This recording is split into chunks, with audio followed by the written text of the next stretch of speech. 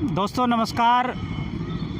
आप सबका बहुत बहुत हार्दिक धन्यवाद और आभार व्यक्त करता हूं। जैसा कि आप देख रहे हो, हमने लोनी के गली गली मोहल्ले मोहल्ले जाकर चुनावी रुझान हम दिखा रहे हैं। आज चाय पर चर्चा है और आपको जानकर बहुत खुशी होगी कि लोनी के बहुत ही वरिष्ठ पत्रकार और राजनीतिक विश्लेषक हमारे साथ हैं और उनके जो आप लोनी में आप कह सकते हैं कि पत्रकारिता में परिचय के मोहताज नहीं हैं। हर राजनेता और हर राजनीतिक व्यक्ति लोनी में इन्हें जानता है।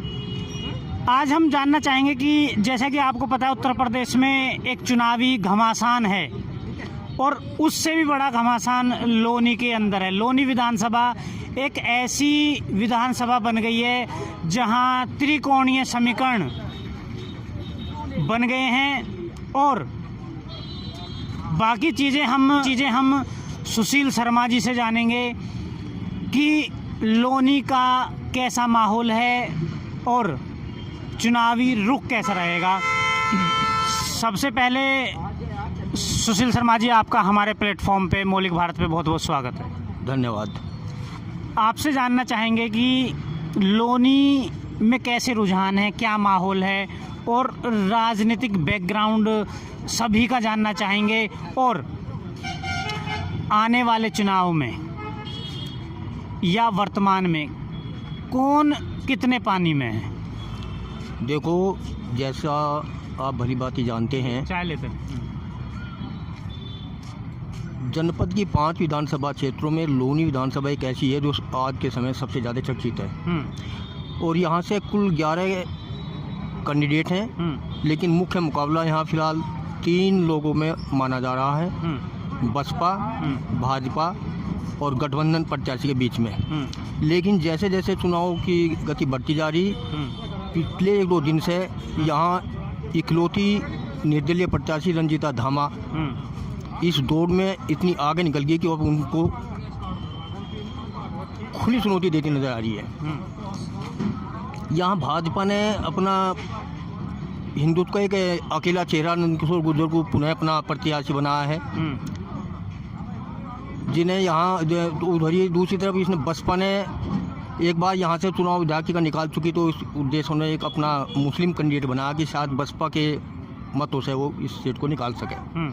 वहीं गठबंधन से मदन भैया जो भाजपा प्रत्याशी को कड़ी टक्कर दे रहे हैं, वो कतई नहीं चाहेंगे कि ये चुनाव हारें और भारी भरकम उम्मीदवार हैं और ये माना भी जा रहा है कोई फिलहाल सबसे बड़ी टक्कर उन्हें दे रहे हैं। जैसे अब आज की बात करें तो रंजीता धामा जी को चुनाव चिन्ह भी मिल गया है और वो प्रेशर कुकर मिला है, ठीक है। अभी ये चुनाव चिन्ह का इंतज़ार कर रहे थे, तो माहौल कैसा है?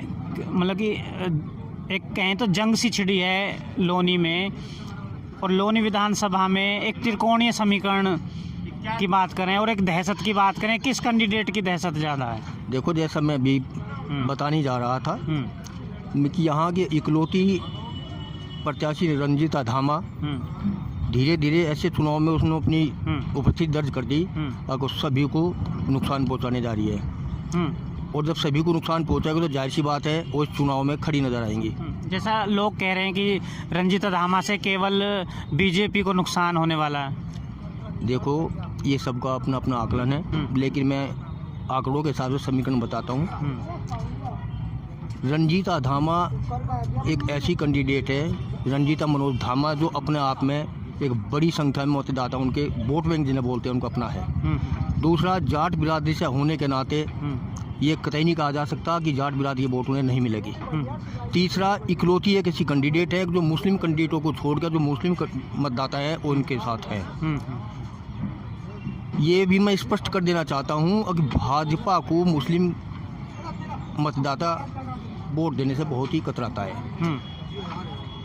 जाहिर सी बात है, उनको जो कैंडिडेट दिखाई देगा कि वो भाजपा को डिफीट दे रहा है, ये उसके साथ बड़ी संख्या में शर्मा जी बात करें, आप काफ़ी टाइम से पत्रकारिता कर रहे हैं लोनी में। मुझे लग रहा है कि 2-3 दशक हो गए आपको पत्रकारिता करते हुए। और जैसे मदन भैया जी, उन्हें भी आप पर्सनली जानते हो, गठबंधन से आए हैं, तो कैसी टक्कर रहेगी और वो किसको चुनौती दे रहे हैं? देखो, अब तक के चुनाव में यहाँ सबसे अच्छी पोजीशन मदन भैया की मानी जा रही थी, लेकिन जैसे जैसे रंजीता धामा की स्थिति मजबूत हुई, तीनों प्रत्याशी कौन किसको क्या डिफीट दे ये नहीं कहा जा सकता, लेकिन रंजीता धामा अब ऐसी स्थिति मान खड़ी हुई, शायद उससे तीनों प्रत्याशियों की घबराहट बढ़ा दी होगी। उसके कई रीज़न हैं, कई कारण भी हैं। सबसे पहला कारण, यहाँ लगभग 5.5 लाख मतदाता हैं, जिनमें करीब 2,27,000 मतदाता केवल महिलाओं के हैं। और अकेली 11 प्रत्याशी में एक अकेली महिला प्रत्याशी, 100% उन्हें महिलाओं का रुझान मिलना ही मिलना है, कहीं ना कहीं और देखने में मिल भी रहा है। जहाँ तक इमोशनली की बात है, एक आरोप है कि उनके पति मनोज को गलत धाराओं में जेल भिजवा दिया, और वे इस चीज़ को जब समाज में परोस रही है, ये बात खुल के आ रही है, कहीं ना कहीं उसकी सिंपैथी का भी उन्हें लाभ मिल रहा है। लोगों को दिखाई दे रहा है कि क्यों ना इस महिला के साथ खड़ा जाए, क्यों ना इसको इसका साथ दिया, सच्चाई के साथ खड़ा हो जाए। जैसे लोनी में भाजपा कह रही है कि हम तो चुनाव जीत रहे हैं, हमारी कोई मतलब टक्कर पे है ही नहीं, तो भाजपा को आप किस नज़रिए से देख रहे हैं लोनी के अंदर?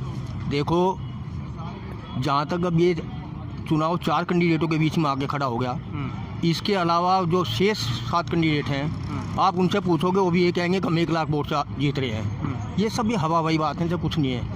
जहाँ तक मैं अपने अपने आकलन की बात कर रहा हूँ, कौन जीत रहा है वो जानते, मैं अपने आकलन की बात कर रहा हूँ केवल। ये चुनाव अब तक 3 कैंडिडेट के बीच में था, लेकिन अब 3 कैंडिडेट के बीच में रह गए, 4 कैंडिडेट के बीच में हो गया।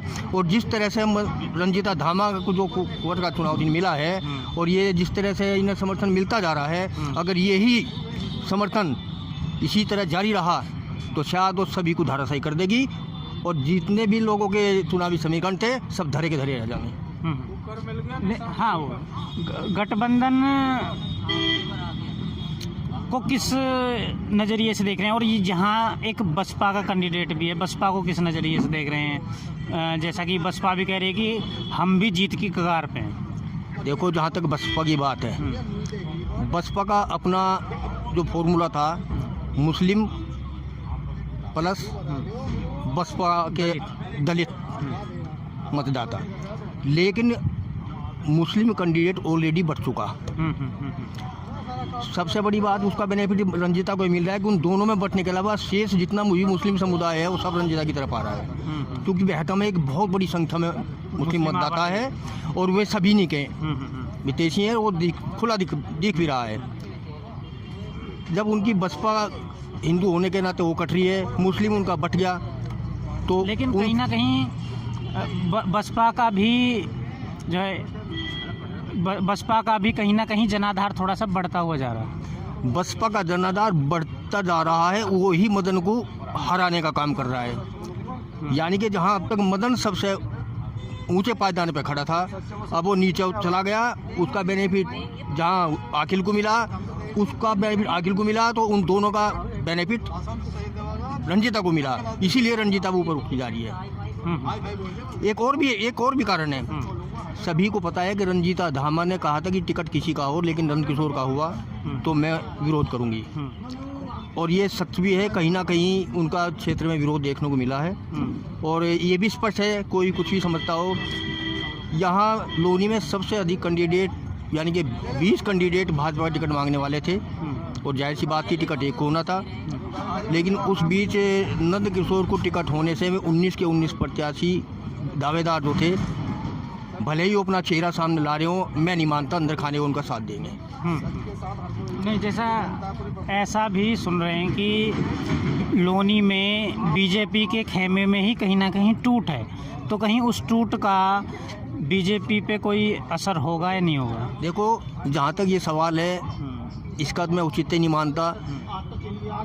वर्षों से भाजपा के 2 प्रत्याशियों के बीच में जो एक खाई है, वो संगठन भी उसे पाट नहीं पाया। यही कारण है कि दोनों का जनाधार अपनी अपनी जगह है, और भाजपा का मतदाता इसीलिए 2 फेंकों में बटा, इनमें कार्यकर्ता ही बटे हुए हैं आपस में। दोनों ही प्रत्याशियों के कार्यकर्ता बटे हुए हैं और किस हद तक बटे हुए हैं ये भी किसी से छुपा नहीं रहेगा। अब आप तो वरिष्ठ पत्रकार रहे हैं, लोनी में हैं भी, तो कैसा लग रहा है, मतलब कौन कितने पानी में है?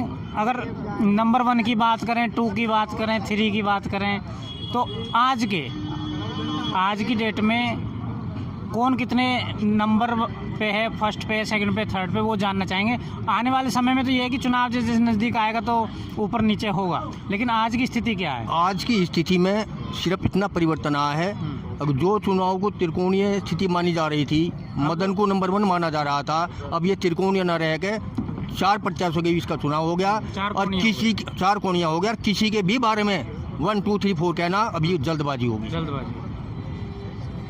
फिर भी एक चीज़ और जानना चाहेंगे, जैसे महंगाई का मुद्दा है, किसानों का मुद्दा रहा, एक लखीमपुर खीरी जैसी घटनाएं, तो वो बीजेपी को नुकसान कर रही है नहीं आपके अनुभव से? देखो, ये चीज़ चंद जो समाज के ठेकेदार होते हैं या नए नए नेता होते हैं, वे इन चीज़ों को लेकर चलते हैं। सच माने से क्षेत्रीय चुनाव में ये चीज़ इतना मायने नहीं रखती, फ़र्क जरूर होता है, चाहे 1% 2% हो, लेकिन ये व्यक्तिगत चुनाव, क्षेत्रीय चुनाव है, ये कोई ये नहीं कि पूरे प्रदेश का एक चुनाव है, क्षेत्रीय चुनाव है। इसमें आदमी अपना नफा नुकसान, अपने विकास की बात इस पर चलता है और उस हिसाब से बेनिफिट जो नुकसान होगा वो भी भाजपा को ही हो रहा है, वो भी भाजपा को ही हो रहा है, लेकिन कोई खास फर्क पड़ने वाला नहीं है। अब जैसे रंजीता धामा जी भाजपा छोड़कर निर्दलीय प्रत्याशी बनी, तो उससे बीजेपी को कोई नुकसान होगा या फ़ायदा होगा?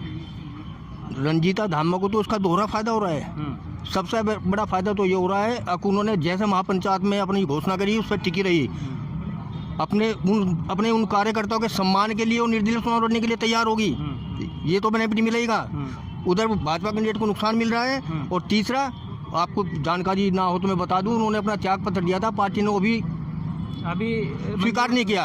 कारण उन्हें भी पता कि कहीं ना कहीं हम साथ गलती कर बैठे, और ये भी संभव है जीतने के बाद वे इन्हें सम्मान सहित अपने पास वापस ना बुला लें।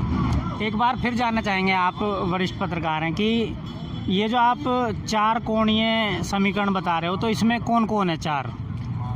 इसमें बसपा का अखिल, भाजपा का नंदकिशोर, गठबंधन से मदन भैया और आपकी निर्दलीय अकेली इकलौती महिला प्रत्याशी रंजीता धामा है। कल क्या होगा आने वाला समय बताओगा, ऊँट किस करवट बैठता है ये तो समय के गर्भ में है। तो आपने सुना, सुशील शर्मा जी वरिष्ठ पत्रकार, और मुझे 3 दशक से लोनी में पत्रकारिता कर रहे हैं, इनका अनुभव जाना। बाकी चुनावी ऊँट है, किस करवट बैठेगा ये तो आने वाले समय में पता चल ही जाएगा। बाकी जो लोग ये कह रहे थे कि त्रिकोणीय समीकरण लोनी में बन गए हैं, अब त्रिकोणीय नहीं है, जैसा सुशील शर्मा जी ने बताया, वरिष्ठ पत्रकार भी हैं और राजनीतिक विश्लेषक भी हैं लोनी के अंदर।